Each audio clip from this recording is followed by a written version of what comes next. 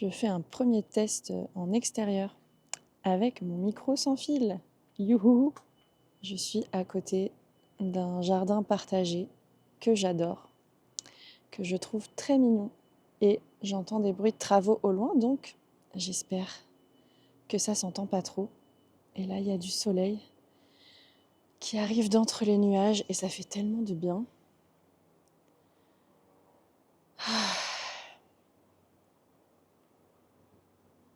On ne te voit pas beaucoup, toi, en ce moment, hein. Et oui, c'est l'automne. La dernière fois que j'ai tourné un vlog, c'était en plein mois de juillet. Et là, au vu de ma tenue, on voit qu'on est en novembre.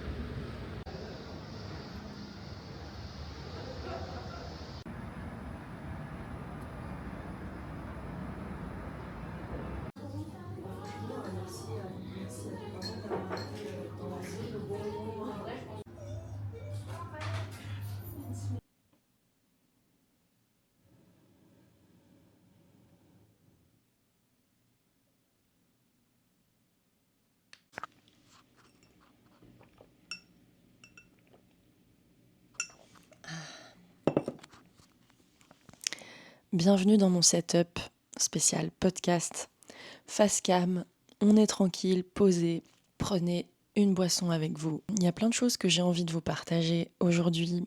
J'ai envie de commencer par rentrer un peu plus en profondeur dans quelque chose que je partageais en story Instagram. Donc si c'est pas le cas, suivez-moi sur mon compte Instagram Mystique Atypique.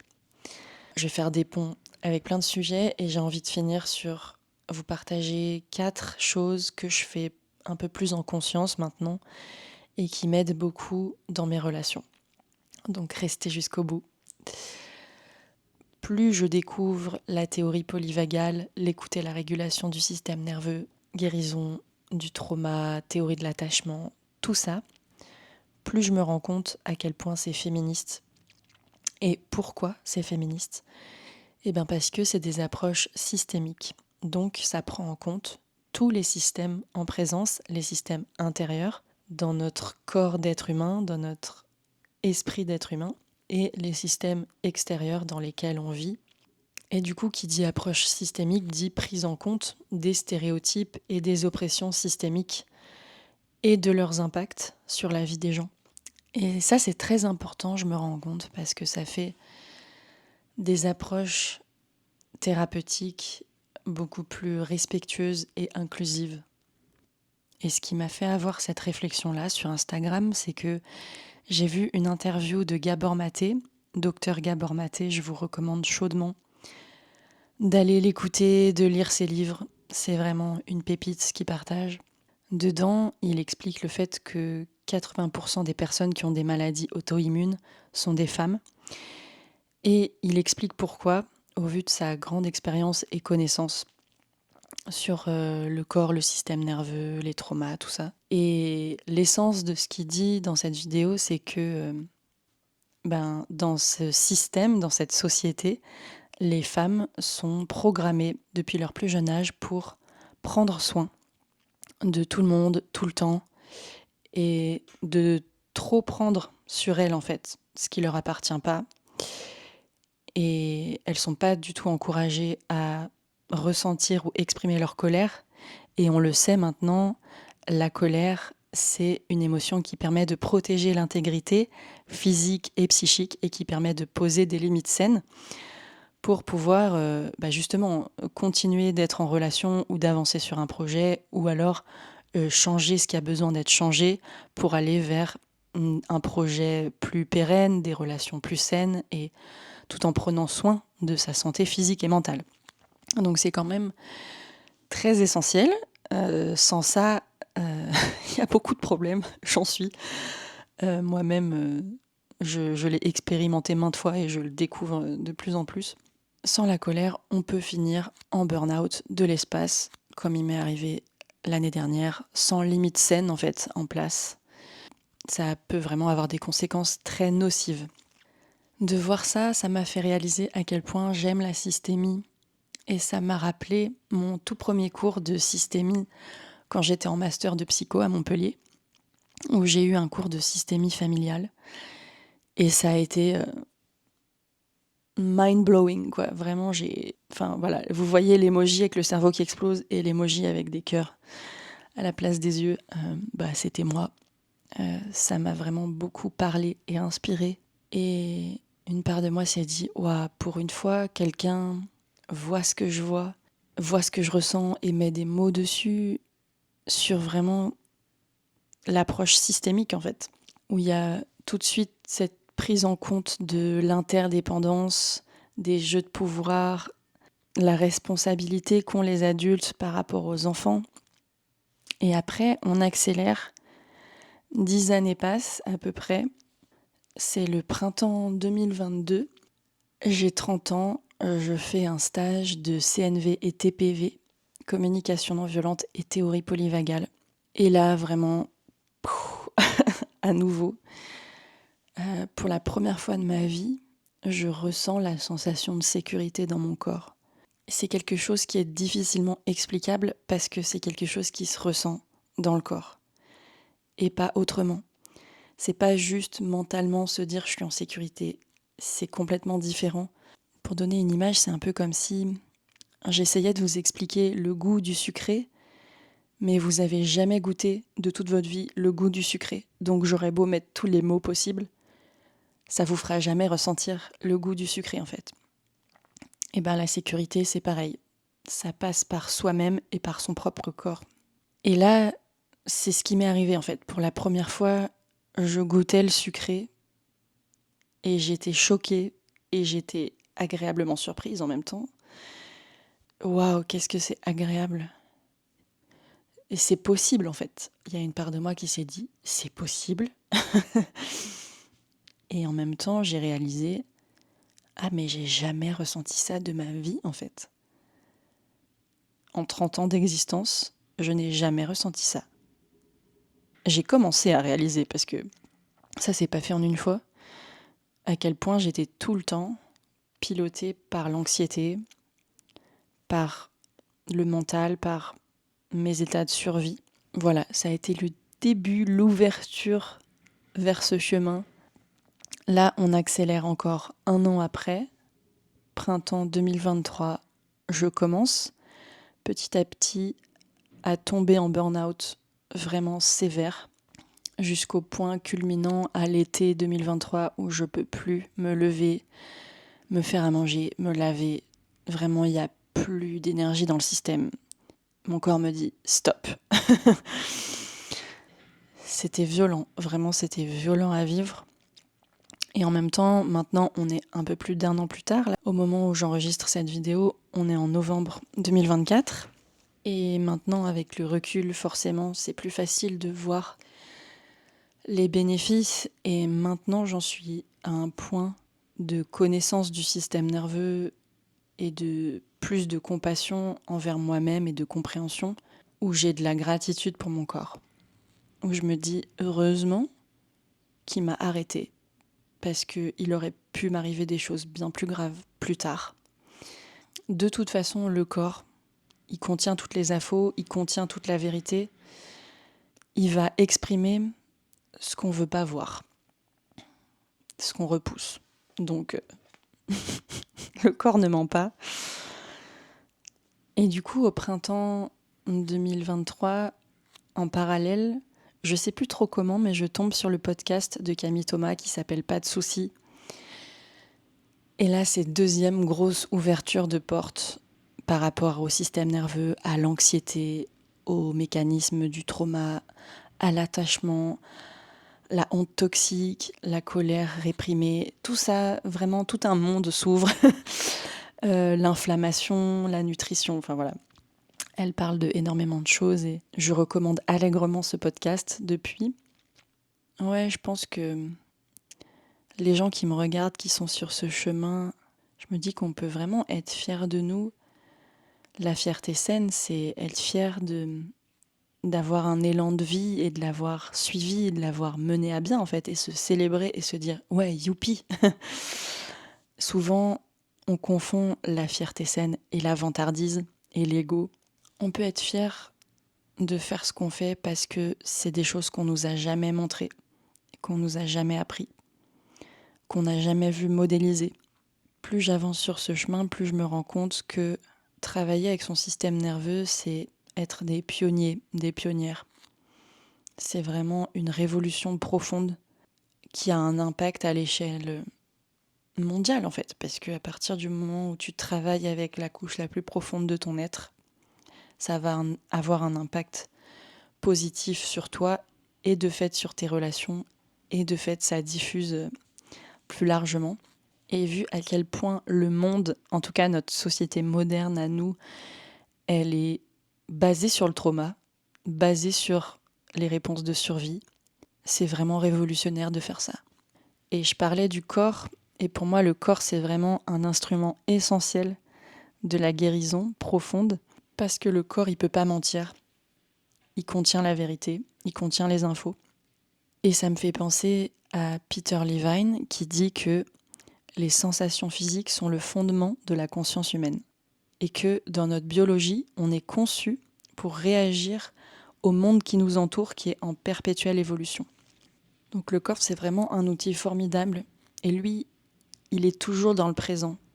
Dans le présent, il va contenir des choses du passé qui sont toujours là, parce qu'elles n'ont jamais été rencontrées. Il a vraiment cette fonction de médium, de connexion, de lien entre notre moi actuel et tous les êtres qu'on a été auparavant à tous les différents âges et aux différentes expériences qu'on a vécues. C'est quand même assez prodigieux quand on y pense. Et c'est pour ça que je trouve que la médecine moderne et le champ de la psychologie et de la psychothérapie moderne, il mériterait d'être beaucoup plus informé et formé sur ce que c'est vraiment le trauma, sur le fonctionnement du système nerveux, le corps, tout ça. Enfin, ça éviterait bien des retraumatisations, alors que l'intention, c'est de soutenir.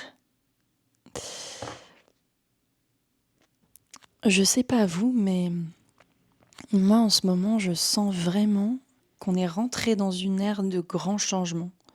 En parlant du corps, je le sens vraiment dans mon corps. Je sens une joie et une curiosité et un élan enfantin, vraiment comme un enfant qui découvre le monde, découvre la vie et où tout est possible et tout est ouvert. Et c'est sans objet précis, en fait. Je sens juste que c'est là. Je pense que l'écoute et la régulation de mon système m'aident beaucoup, parce qu'avant, c'était très rare que je ressente ça, que j'ai accès à cet état-là, en fait, qui est vraiment lié à l'état ventral du système nerveux, où il y a cette sensation de je peux, de possibilité. Là où l'état dorsal, c'est plutôt associé à des pensées et des sensations de je peux pas, impossible. L'état sympathique, donc de fuite, combat, c'est je dois. L'état de figement, donc qui est un combo entre le dorsal et le sympathique, là c'est je veux, mais je ne peux pas. Et l'état ventral, c'est je peux. Vraiment cette sensation de je peux, de foi, d'élan, de possibilité. Et je sens ça très fort en ce moment. Et je sens que c'est lié aussi à ce qui m'entoure et à quelque chose de plus grand que moi, en fait, à une échelle vraiment planétaire, systémique, de grands, grands changements.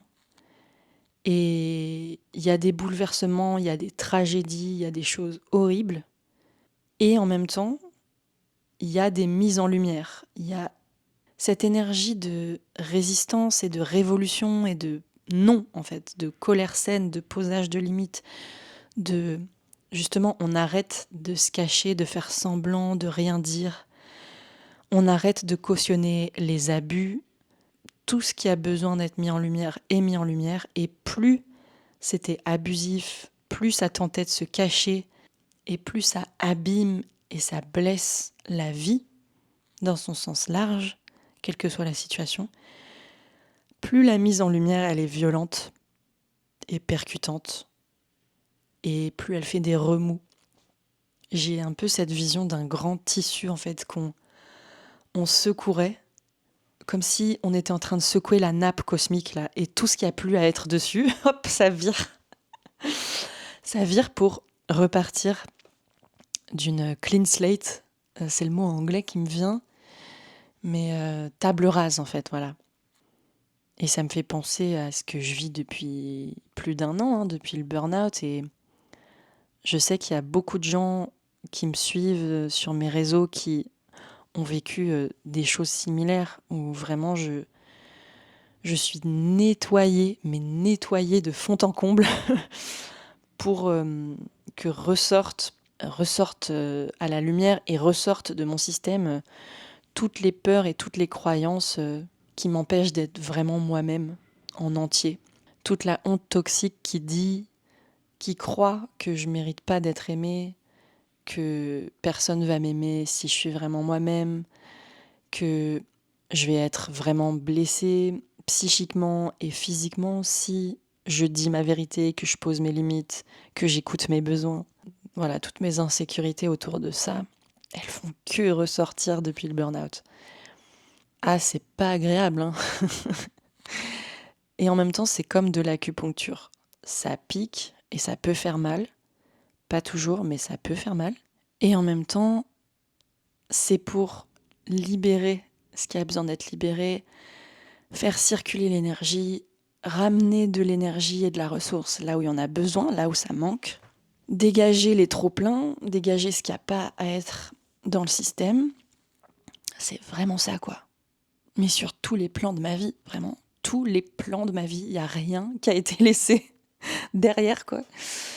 Donc c'est dire à quel point j'en avais besoin, à quel point j'étais dans le people pleasing et mes limites, elles étaient pas du tout en place et elles étaient poreuses et je me rendais pas compte de à quel point. J'avais quand même un peu progressé là-dessus parce que je pars de très très loin quand même, hein. C'est quand je suis sortie de mes études que j'ai commencé à revenir à moi-même, que j'ai eu des grandes ouvertures spirituelles, que j'ai récupéré mes capacités subtiles et sur différents plans, que après en 2016 j'ai rencontré la CNV, donc là ça a été vraiment grosse étape de reconnexion en mode ah oui, ok, j'ai des émotions, elles ont une utilité, ça permet d'écouter mes besoins, j'ai des besoins, tous les êtres humains en fait dans le fond on a les mêmes besoins. C'est juste la manière de les nourrir qui est différente et c'est là que résident les conflits. Enfin voilà, genre j'ai commencé à comprendre, comprendre des bases du fonctionnement humain. Et après, hop, avec l'écoute des parts de soi, pareil, IFS, myosthésie. Et après, hop, la TPV, la théorie polyvagale, le système nerveux. Voilà, il y a vraiment eu des grosses étapes comme ça, comme des briques en fait, qui se sont installées, consolidées, stabilisées. Et là, ouais, vraiment, c'est du gros, là. C'est du lourd en termes d'évolution, de changement, de transformation, ce que je vis. Et j'ai l'impression d'être tellement différente de qui j'étais il y a 1 an. Et en même temps que je me suis jamais sentie autant moi-même, ou proche de moi-même, ou en capacité de revenir à moi-même quand je vois que je suis sortie, je suis partie, il n'y a plus personne. Et du coup, plus je travaille sur moi dans ce sens-là, avec mon système, plus je prends conscience de à quel point c'était insécurisant pour mon système d'être moi-même. et que tout ça, ça aurait pas pu se passer avant, et que pour pouvoir être moi-même vraiment et accepter ce que ça fait aux autres sans que mon système parte automatiquement dans une réponse de survie, et souvent de people pleasing, donc de je me suradapte, je prends en charge les besoins des autres, je suis là pour rassurer et compenser leurs insécurités. Ça, c'est quelque chose que j'ai beaucoup fait, malgré moi, quoi, parce que le nombre de fois où je me suis rendu compte que je ressens quelque chose, j'exprime quelque chose, ou juste je suis moi-même, et les gens partent en cacahuète totale. Et moi, je suis en mode, mais quoi, hein? Et en fait, là, je suis vraiment en train d'apprendre à me sentir en sécurité, que les autres soient bien ou pas, en fait. Ça, c'est du taf, parce que c'est faire passer l'authenticité avant l'attachement. Là où, quand on a du trauma d'attachement, et même à l'âge adulte, on va toujours faire passer l'attachement avant notre vérité intérieure. Je vais vous lire un extrait de l'article de Cécilia du compte Instagram IFS Mon Amour, que j'adore, qui illustre très bien ça. Donc dans cet extrait, elle dit « Quand l'autre est incapable de t'aimer ou de t'accepter tel que tu es, ce n'est pas que tu es mauvais, mauvaise. Tu n'es pas responsable de ce qui permet à l'autre de se sentir en sécurité ou pas. Cela n'a rien à voir avec ta valeur. Cela a à voir avec son histoire, son vécu, qui détermine ce qui lui permet de se sentir en sécurité ou non. Chaque fois qu'une personne de ton entourage te juge et te rejette et que tu ne te sens pas aimé tel que tu es, rappelle-toi que c'est son système nerveux qui perçoit un danger à laisser entrer ta réalité dans la sienne et que tu n'y es pour rien. Aujourd'hui, cette personne en est là. Il ne lui est pas possible de faire davantage sans que son système nerveux ait la sensation de se mettre en danger. C'est une part protectrice ou plusieurs qui agit et qui refuse de laisser approcher le danger potentiel que tu représentes à ce moment-là. C'est son besoin de sécurité qui prime et qui vient blesser ton besoin d'être aimé pour ce que tu es et maintenu dans un lien d'affection. Mais tu n'y es pour rien. Tu as le droit d'être juste comme tu es. Tu es libre d'être toi. Et parfois, cela a pour conséquence de t'éloigner de certaines personnes que tu aimes pourtant et de te rapprocher d'autres qui te correspondent davantage, qui ne sont pas insécurisés par ce que tu es, au contraire, qui en redemandent. Ça fait du bien. Ça m'a fait beaucoup de bien de lire ça, parce que ça illustre exactement ce qui se passe pour moi depuis plus d'1 an, où du coup, burn-out, pas le choix que d'apprendre à me sentir en sécurité en étant moi-même, à poser des limites, sortir du people pleasing, ralentir, me demander est-ce que c'est vraiment ce que tu veux ? Est-ce que tu es vraiment disponible ? Est-ce que ça correspond à tes besoins vraiment ? Même si cette personne, elle a toutes les bonnes intentions du monde. Est-ce que ça te soutient vraiment ? Est-ce que tu te sens vraiment vu, vraiment écouté ? En fait, c'est ça, sortir du people pleasing, c'est d'abord ralentir et se faire de la place à son vécu, à sa vérité intérieure. Et ça n'a rien à voir avec ce qui se passe pour l'autre, en fait, et avec les intentions de l'autre. Ça, c'est une grosse prise de conscience pour moi et un énorme taf de ralentir, prendre ce recul-là, prendre ce temps, me poser des questions. C'est assez inconfortable quand on a l'habitude d'être en mode go, go, go, pilote automatique, genre je vais vers ça, vers tel type de réponse, je fais ça pour être tranquille. Je sens que dans le fond, ça me va pas du tout, que cette relation, elle est pas équilibrée, que je me sens pas prise en compte, que j'ai l'impression de tout porter pour l'autre et que voilà, c'est complètement déséquilibré, toxique, maltraitant, tout ce que tu veux en fonction des échelles. Et en fait de me dire attends, ah ouais, c'est ce que je ressens en vrai. Et ça vient mettre en lumière et secouer toutes les peurs en fait que ça génère de se dire oh, mais en fait je peux faire autrement, je peux dire stop, je peux dire non, je peux... Parce que dans mon système, dans mon histoire, à partir de très tôt, il a eu l'expérience qu'il ne pouvait pas faire ça, que c'était hyper dangereux de faire ça en fait. C'est pour ça que c'est aussi intense, parce que ça commence très tôt, à un moment où avec nos figures d'attachement, on a vraiment besoin de l'attachement pour survivre. Genre c'est une question de survie. Et du coup, voilà, ça met en lumière tous ces mécanismes de protection-là. Et pour eux, c'est extrêmement dangereux d'amener de la nouveauté, en fait, d'amener le fait qu'on peut faire autrement, il y a besoin d'y aller vraiment très tranquillement, par étapes, d'aller vers ses ressources. Maintenant, j'ai beaucoup plus de conscience et de compassion sur bah ouais, c'est normal en fait que ça a été aussi dur pour moi d'être pleinement moi-même, au vu de toutes mes expériences de vie en fait, au vu de à quel point je m'en suis pris plein la gueule, de plein de manières différentes, en étant juste moi. Et depuis le burn-out, depuis que je reviens petit à petit à la maison, il y a vraiment un tri naturel qui s'est opéré dans mes relations. C'est exactement ce dont parle Cécilia en fait. Les personnes qui sont trop en insécurité quand je suis moi, quand j'ai des limites, quand j'ai des besoins, quand je m'exprime, quand je suis pas en train de people pleaser et de me faire petite et de les rassurer perpétuellement, eh ben, elles sont sorties de ma vie. Et dans son article, Cécilia, elle met des mots sur ce que je ressens, quoi, cette volonté de...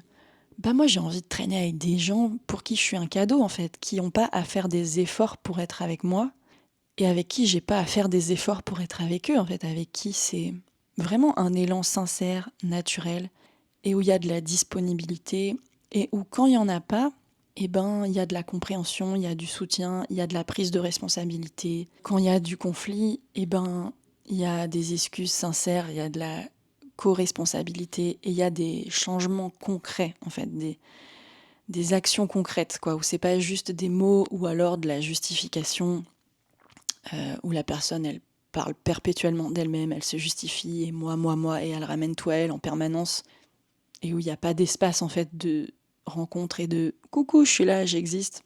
Ça vient vraiment assainir toutes les relations et tout mon fonctionnement et tout ce qui se passe sur tous les plans en fait. cette année-là de reprogrammation, de nettoyage. Et je crois qu'on est vraiment soutenu pour ça en ce moment. Par l'univers, par les mouvements astrologiques, par la vie en fait. Tout ce qui se fait organiquement, naturellement, même si c'est intense ou inconfortable. J'ai toujours confiance que la vie est intelligente et plus on apprend à lui laisser le passage, à la laisser circuler, plus on sort du contrôle permanent, des modes survie permanents, plus c'est fluide en fait. Et plus on accepte aussi de demander, de recevoir de l'aide, plus on est aidé sur tous les plans. Ça, c'est vraiment quelque chose dont je me rends de plus en plus compte. Mais pareil, ça demande aussi de reconstruire, retrouver sa sécurité intérieure, de recevoir de l'aide. Oh oui, parce que encore une fois, quand il y a trauma, quand il y a stress post-traumatique, le système, il a enregistré quoi? Quand j'exprime mes besoins, quand je demande de l'aide, ça se passe encore plus mal pour moi. Je suis encore plus en danger. Ça, moi, c'était vraiment sacrément ancré chez moi, comme la honte toxique, la sensation de, dans le fond, d'être une pomme pourrie et de pas mériter l'amour. C'est des choses tellement ancrées, tellement profondes, ça prend du temps de vraiment le voir, en prendre la mesure, l'accueillir, amener de l'amour et de la compassion aux parts de soi qui portent ça, aux parts de soi qui sont jeunes, parce que souvent elles sont très jeunes et elles sont cachées derrière des parts protectrices, qui sont sur la défensive ou qui fuient ou qui nous font aller dans des addictions. Enfin bref, c'est tout un système bien huilé pour ne pas submerger notre système. Et du coup, plus on construit la capacité intérieure, plus on l'agrandit, plus on peut aller vers ces couches plus profondes et vulnérables sans finir submergé. Ça, c'est très important parce que dans tous les cas, si on va trop vite, trop loin, trop tôt, c'est de la retraumatisation. Notre système, il va re-être submergé et après, il va se recontracter encore plus. Ça, j'en parle aussi dans mon épisode de podcast qui s'appelle Retrouver sa souveraineté, notre ami le système nerveux. Je vous invite à l'écouter pour comprendre le b.a.-ba du fonctionnement humain de manière très pédagogique. Et j'ai envie de finir sur les 4 choses que je fais plus en conscience et que j'essaye de faire plus en conscience, en tout cas en lien avec mes relations et les limites saines. La première, c'est de mettre de la conscience sur les personnes avec qui je partage les détails les plus intimes de ma vie et à qui je vais vraiment ouvrir mon cœur.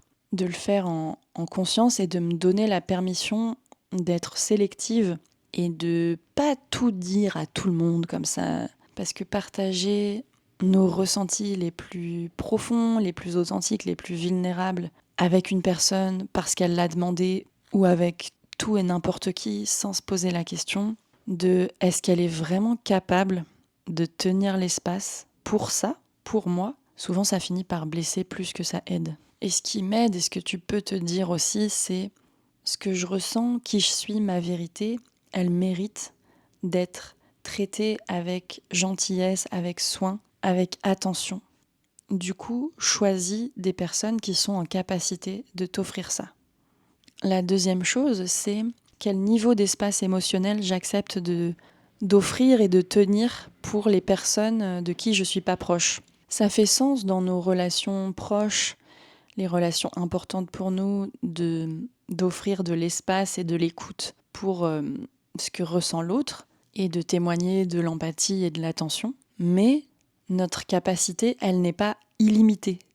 Et ça, c'est quelque chose que je suis en train d'apprendre aussi et que j'ai découverte de manière très violente en mode mais en fait, t'es pas un puits sans fond, t'as le droit d'avoir des limites et t'as pas à accueillir et à être disponible pour tout le monde tout le temps.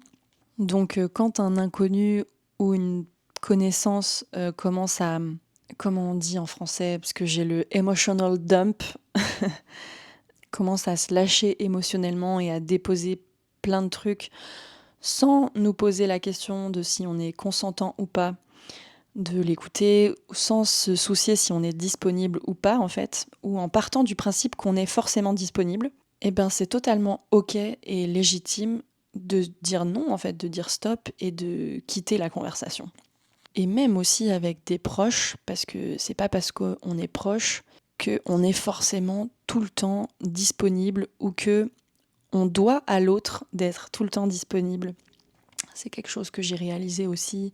Ça fait partie des relations qui se sont arrêtées, celles où vraiment l'autre partait du principe que je devais tout le temps être disponible dans l'accueil, dans la validation. Ça, j'ai réalisé, j'ai fait oula, non, en fait, ça va pas le faire et c'est fini. Et maintenant, j'ai beaucoup plus d'assises, d'ancrage et de sécurité intérieure pour me rendre compte que je mérite pas ça en fait.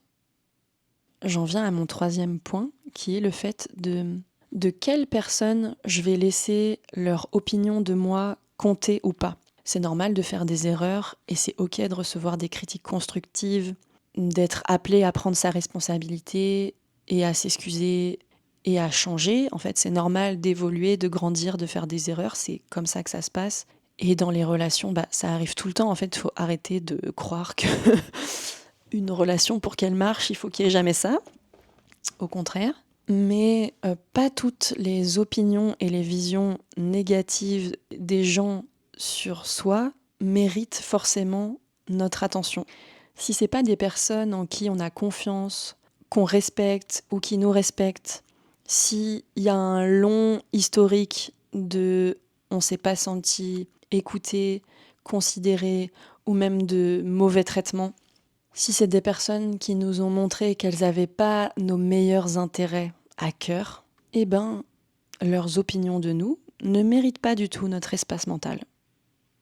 Et pour finir, le quatrième point, c'est être sélective sur le temps que je vais passer avec des personnes en fonction de comment ça me fait me sentir en fait. Surtout si c'est des personnes où je me sens constamment drainée, fatiguée et pas bien après les avoir côtoyées. Ça arrive et c'est normal d'être dans un état où on peut être drainant pour les autres parce que on traverse vraiment une mauvaise passe, on n'est pas bien mentalement, physiquement, et on a besoin de soutien en extra en fait.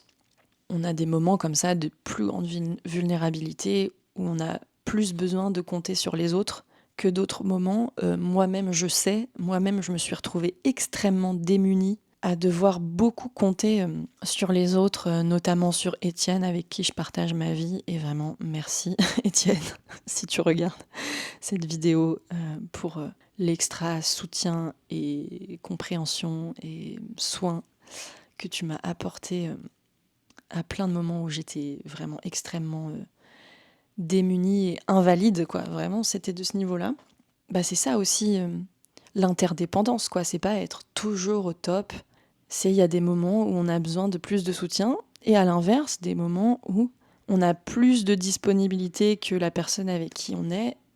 Mais les relations qui sont constamment lourdes ou qui sont dirigées par la culpabilité, par l'obligation, on va y avoir besoin de limites beaucoup plus fermes pour que ça puisse être durable et soutenant pour les deux parties. Et c'est ça qui est important, je trouve, c'est l'aspect deux parties. Pour parler de mon expérience de people pleaseuse, c'est pas que je sais pas du tout de quoi j'ai besoin ou que je sens pas que ça va pas ou que j'ai envie de dire non ou quoi. Je le sens, mais c'est vraiment enfoui sous mes parts protectrices qui sont en mode non, non, non, surtout pas. Et je vois qu'il n'y a pas cette notion de deux parties, justement. C'est tout de suite tourner vers l'autre et faire plus de place à l'autre et avoir beaucoup de culpabilité, en fait, de me tourner aussi vers moi et d'être en mode attends, mais est-ce que c'est ce que tu veux vraiment? Est-ce que ça te fait vraiment du bien?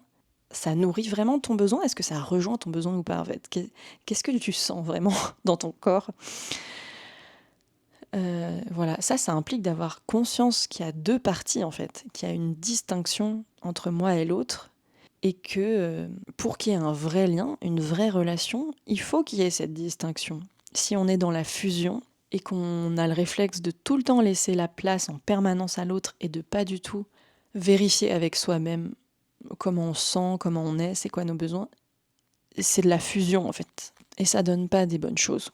Et ça peut créer beaucoup, beaucoup de ressentiments qui s'enfouit parce que, encore une fois, on apprend que la colère c'est mal, du coup on enfouit, on enfouit.